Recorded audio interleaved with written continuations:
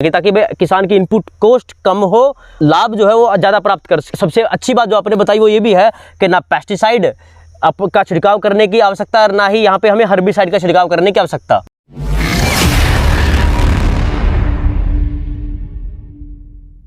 नमस्कार किसान साथियों, आज F2DF की टीम फूल कुमार भाई के पास आई है जो प्राकृतिक खेती करते हैं।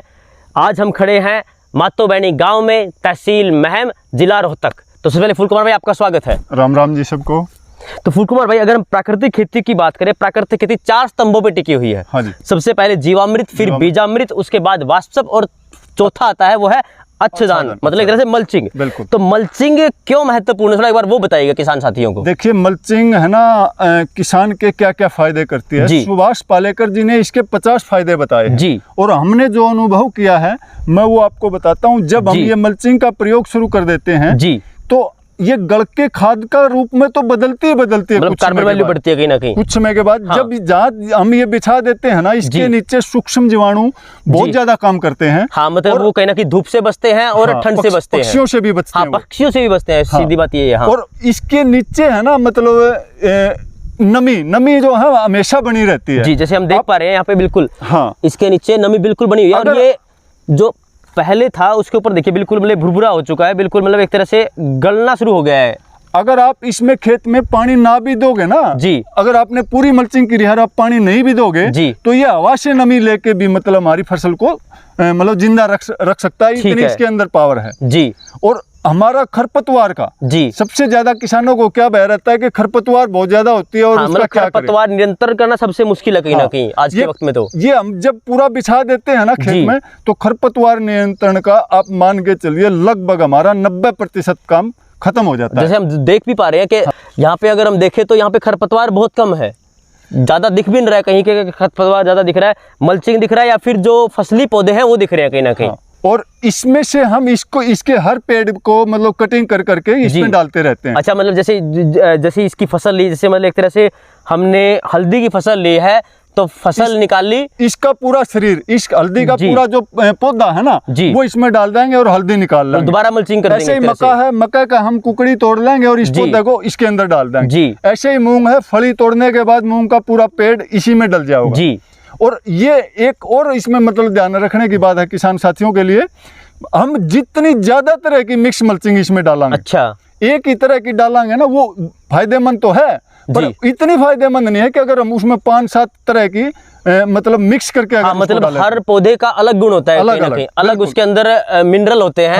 अलग मिनरल हमारी भूमि को मिलेंगे और उतनी ही वो उपजाऊ होगी जी। बिल्कुल। इससे मतलब सह फसल का ये भी एक फायदा है जी, हमारे को बायोमास मिलता है, वो भी कई तरह का मिलता है, और हमारे को मतलब उत्पादन मिलता है, वो भी कई तरह का मिलता है। और कीटों का भी मतलब ये मतलब काफी फायदा इसमें रहता है कि कीट है ना भ्रमित हो जाते हैं। कोई कीट मक्का खाने वाला हो, मक्के के बाद उसको हल्दी मिल जाएगी तो हल्दी उसको पसंद नहीं है जी, हाँ, तो वो भ्रमित हो जाता है। और इस खेत में कीट का मतलब प्रकोप है बिल्कुल। मतलब कुछ ऐसे कीट होते हैं जो सिर्फ मक्का ही खाते हैं, या फिर कुछ ऐसे कीट होते हैं एक ही पौधे से उसका रस चूसते हैं।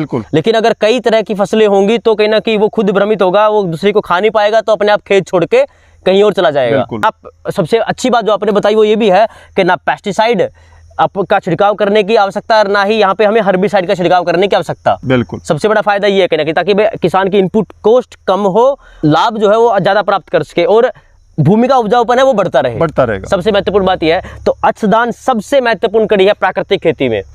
अगर सबसे मेन फूल कुमार भाई एक बात बताइएगा कि किसान साथियों ने देखने और समझने में बहुत फर्क होता है जी, तो कैसे इस पत्ती को समझ भी सकता है प्राकृतिक खेती, तो थोड़ा उसके बारे में बताइए, कैसे वो आपसे जानकारी प्राप्त करे, कैसे आपसे जुड़े, वो बताइए। देखिए सबसे ज्यादा है ना किसान को समझ में आती है ना जी, वो देखने से आती है जी। हाँ, हम भी है ना, जब तक हमने ये खेती मतलब मल्टी क्रॉप नहीं शुरू करी थी जी, या मतलब मिश्रित खेती जब तक हमने शुरू नहीं करी थी जी, तो कुछ लोग हमारे को बताया करते कि एक एक खेत में लोग 5-5, 7-7, 10-10 फसल लगाते हैं जी। तो हम सोचते थे इन्होंने फसल कभी लगाई नहीं है जी, हाँ, तो इनको क्या पता एक एक खेत में 10-10 फसल कैसे होंगी जी। पर वो हमारे को दिखा के ले आए, हम देख के आए खेतों में जाके ऐसे कि एक एक खेत में 10-10 फसल ली जा सकती है जी। हमारे को विश्वास हो गया जी। जो भी किसान को लगे कि ऐसा नहीं हो सकता, वो आके प्रैक्टिकल देख सकता है। बिल्कुल, देखने के बाद उसको पूर्ण पूर्णतः उसका संशय है वो क्लियर हो जाता है। बिल्कुल, जो हम देख भी पा रहे हैं, हल्दी भी है, मक्का भी है, गेंदा भी है, यहाँ पे अरबी भी है,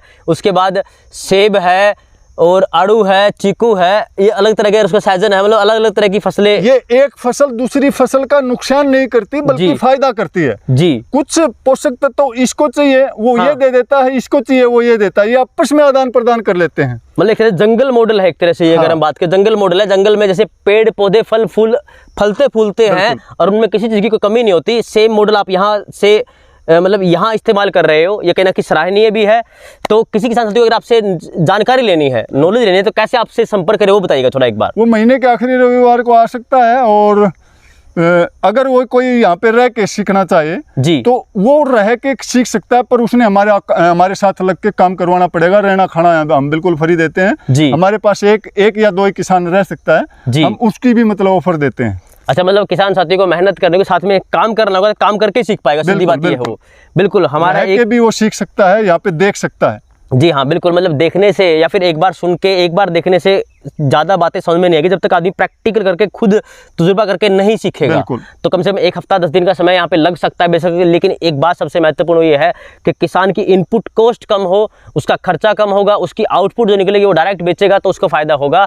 और जो कार्य आज फूल कुमार भाई कर रहे हैं तो कहीं ना कहीं वो प्रेरणादायक भी है और दूसरे किसान साथियों के लिए फायदेमंद भी है।